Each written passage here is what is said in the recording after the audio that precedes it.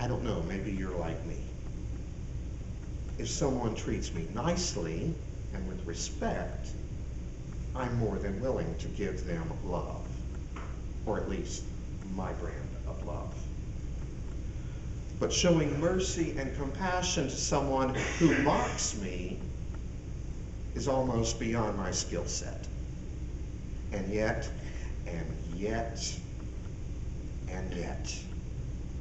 that is the love to which we are called. That is the love that Jesus demonstrated, and that is the love that he expects from us. That, more than anything else, is what it means to be a neighbor, to love indiscriminately, the way Mr. Rogers did. But even if I manage to suck it up and go through the motions, I'm less likely to do it with sincerity. But the Samaritan in this morning's reading was sincere.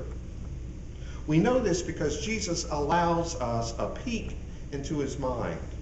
We are allowed to see the motivation for the Samaritan's actions.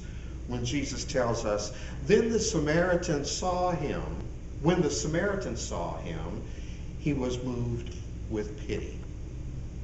The Samaritan was moved with pity. He wasn't just going through the motions. He wasn't doing what was right because that's what he was supposed to do. His actions were sincere. So was Mr. Rogers. A reporter who wrote an article in 2003 had this to say. Here is the secret of Mr. Rogers. He says exactly what he means and exactly what is true, and he says it for the consumption of a single, simple audience, children. And Fred Rogers is not sarcastic. He needs no posturing, no sly winks to the grown-ups that he knows how silly he must look. If you're over the age of 10, he doesn't really care what you think of him. And that's real power. His confidence allows him to speak in a simple way they'll understand and to come back and do that day after day. He stoops to conquer in a way, yet he never stoops at all. Being a good neighbor not only means doing the right thing, but also doing it for the right reason. Being sincere in the action.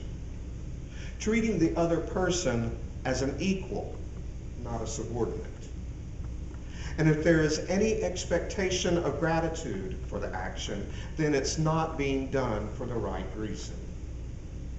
The love that Jesus, this morning's Samaritan, and Mr. Rogers showed were simple, sincere, authentic expressions from the heart with no strings attached.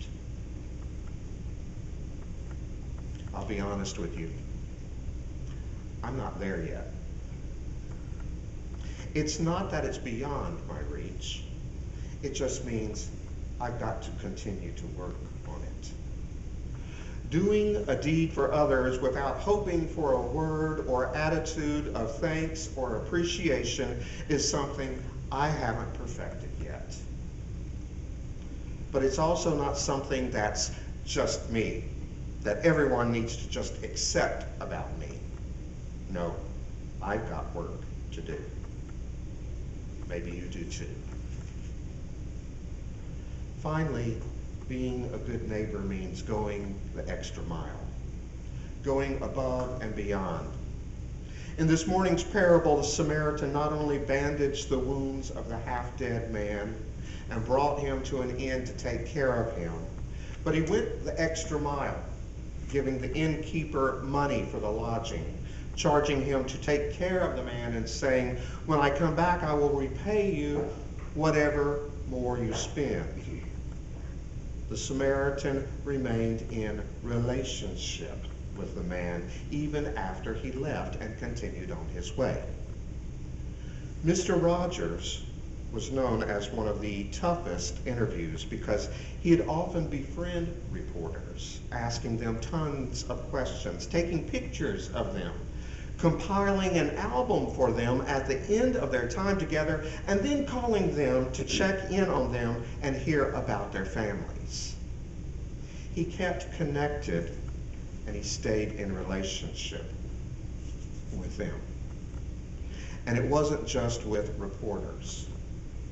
Once on a fancy trip to a PBS executive's house, he discovered the limo driver was going to wait outside for 2 hours until the interview was over. So he insisted the driver come in and join them, which flustered the host. And on the way back, Rogers sat up front, and when he learned that they were passing the driver's home on the way, he asked if they could stop to meet his family. According to the driver, it was one of the best nights of his life. Mr. Rogers played jazz piano and visited with them late into the night. And like with the reporters, Mr. Rogers sent notes and kept in touch with the driver for the rest of his life. He kept in touch with strangers, and quite honestly, it's almost too much for some of us, I included, to even drop a card to a friend every now and then.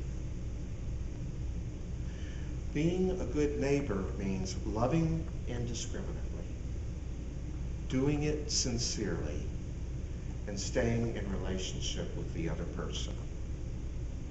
That's what this morning's parable teaches us, and that's what Fred Rogers showed us. If only we could all be a little more like Mr. Rogers, this world would be a better place, wouldn't it? If we cared a little less about ourselves and a little more about others, if we loved and appreciated each other the way Jesus taught us to in this morning's parable, we might have a better chance of experiencing the eternal right here on earth.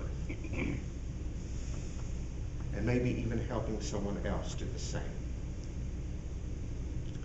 I simply close with an excerpt from Mr. Rogers' commencement address to Middlebury College in 2001.